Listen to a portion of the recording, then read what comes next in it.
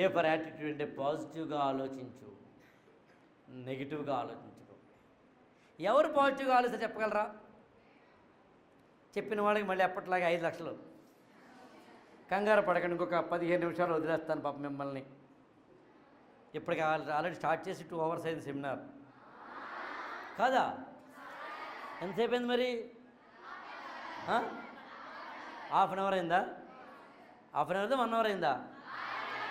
అయితే లెక్కెట్టుకుంటున్నారన్నమాట. ఇంకెంతసేపు ఉంటాడు సార్ అని. అంతే కదా? ఎంతసేపు ఎంతసేపు అయినా మాట్లాడండి అన్నారు, అంతే కదా? ఓకేనా? రాత్రి 9 వరకు మాట్లాడుకుందాం ఇలాగా. మీకు ఓకే అన్న వాళ్ళు చేయొద్దండి. అయితే స్టడీ అవర్స్ ఉందన్నమాట మధ్యలో, అది స్కిప్ చేయొచ్చని. అప్పుడు చాలా ఉన్నారా మనకి. అయ్యో బాబోయ్, ఇటు నుంచే అటు వెళ్ళారు సినిమా హీరోలంతా, దివి నుంచేం దిగిరాలేదు మన తారా గణమంతా, మీలోనూ ఉండుంటారు కాబోయే గనులంతా, పైకొస్తే జై కొడతారు అభిమానులై జనమంతా అని మా గురువు సిరివెన్నెల సీతారామశాస్త్రి రాశారు. యాక్చువల్గా ఇక్కడ సామాన్యంగా కూర్చున్న మీరు లాస్ట్ క్లాస్లో కూడా చెప్పినట్టు గుర్తు, మీ ఆటోగ్రాఫ్ మేము అడగాలి, మీ పక్కన నిలబడి మేము సెల్ఫీ తీసుకునే స్థాయికి మీరు ఎదగాలి. రేపన రోజున ఈ కాలేజీ లోపలికి వస్తుంటే అక్కడ ఒక పెద్ద ఫ్రేమ్లో 4-5 ఫోటోలు ఉండాలి, అందులో నీ ఫోటో ఉండాలి. ఒకప్పుడు ఈ కాలేజీలో చదువుకునే అమ్మాయి ఇప్పుడు ఐఏఎస్ ఆఫీసర్గా పనిచేస్తుంది, ఐపీఎస్ ఆఫీసర్గా పనిచేస్తుంది, మరొకటి అని. అలా అవ్వాలనుకుంటున్నారు లేదా? అలా అవ్వక్కర్లేదు అనుకున్న వాళ్ళు చేయొద్దండి. వాళ్ళకి ఎప్పట్లాగే 10 లక్షల రూపాయలు. ఈసారి 10 లక్షల రూపాయలు అన్నాను, గుర్తుంచుకోండి. ఇంతకుముందు అనలేదు. 10 lakh rupees on the spot ఇస్తాను. సరే, నేను జీవితంలో ఎదగాలని కొట్టలేసారు అన్నవాళ్ళు ఎవరు లేరు. ఎందుకంటే ప్రతి ఒక్క వ్యక్తికి ఎదగాలంటుంది కాబట్టి. దాన్ని గుర్తుంచుకో. జీ ఫర్ గోల్ సెట్టింగ్ అని గుర్తుంచుకో. జీవితంలో గోల్ ఉండాలి. మీలో గోల్ ఉన్నవాడు ఎవరిని ఒక్కరు చేయొచ్చు చెప్పండి. ఏదో ఏ గోల్ ఉంది? లాస్ట్ టైమే చెప్పినట్టున్నారు కదా, ఐఏఎస్ చెప్పినట్టున్నారు.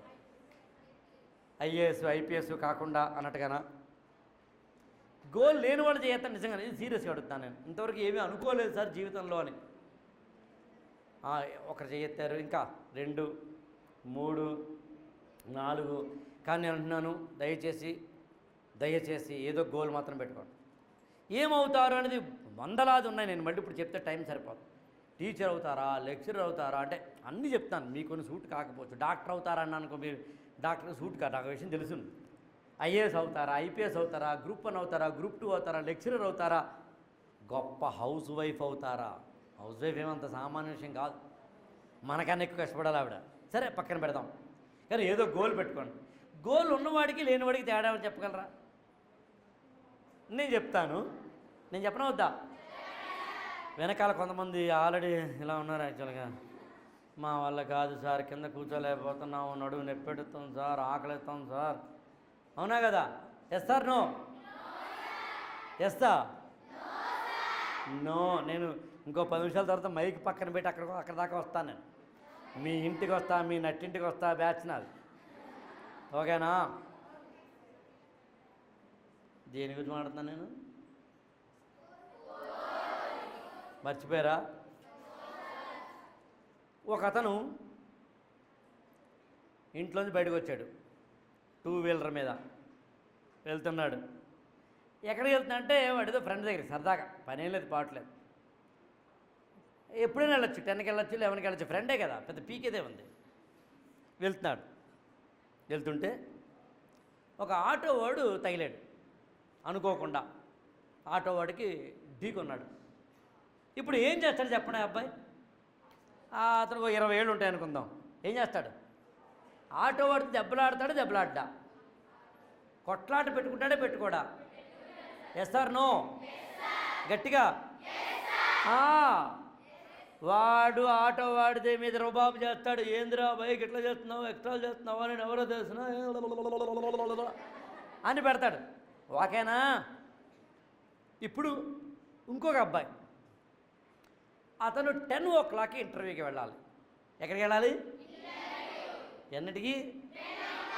అతనికి ఆ ఇంటర్వ్యూ ఇంపార్టెంటు, జాబ్ ఇంపార్టెంటు, అతని యొక్క కుటుంబం అంతా జాబ్ మీద ఆధారపడేంత ఇంపార్టెంటు. అతనికి జాబ్ లేదు, చాలా ఇబ్బందుల్లో ఉన్నాడు, పావర్టీలో ఉన్నాడు. అతని ఇంట్లోంచి 9కి బయలుదేరాడు, అతను అనుకున్న టైం అయితే కనుక 9:45 కల్లా ఇంటర్వ్యూ హాల్ దగ్గర ఉంటాడు.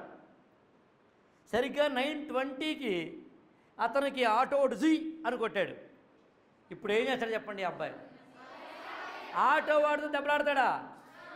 గట్టిగా ఎస్ ఆర్ నో? ఎందుకు దెబ్బలాడాడు? ఎందుకంటే చాలా జాగ్రత్తగా వినండి. ఇప్పుడు ఇంట్లోంచి బయటకు వచ్చిన ఈ కుర్రాడికి ఆటో వాడితో కొట్లాట ఇంపార్టెంట్ కాదు, ఇంటర్వ్యూ ఇంపార్టెంట్. ఇంటర్వ్యూలో నెగ్గడం ఇంపార్టెంట్. ఇంటర్వ్యూ కనుక చెమట పట్టేసి అని కొట్లాట అయిన తర్వాత కుదరదు. వీడితో కొట్లాడితే చిప్పేయచ్చు, జుట్టు పీకేయచ్చు, అప్పుడు ఇబ్బంది అయిపోతుంది.